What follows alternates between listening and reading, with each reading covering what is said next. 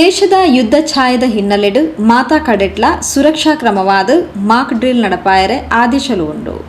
ನಮ್ಮ ಉಳ್ಳಾಲ ಪರಿಸರಡ್ಲ ಎಚ್ಚರಿಕೆ ಕ್ರಮವಾದ ಉಳ್ಳಾಲ ಕೊಣಾಚೆ ಕಂಕನಾಡಿ ಪೊಲೀಸ್ ಠಾಣಾ ಮುತಾಲಿಗೆಡು ಕೆಎಸ್ಆರ್ಪಿ ಸಿಎಆರ್ ಪೊಲೀಸ್ ತಂಡದಗಳು ಕುತ್ತಾರ್ ಜಂಕ್ಷನ್ ಹಿಡಿದು ದೇಳಕಟ್ಟೆ ಜಂಕ್ಷನ್ ಮುಟ್ಟ ಪಥ ಸಂಚಲನ ಬುಧವಾರ ಬಯಗ ನಡೆದನು.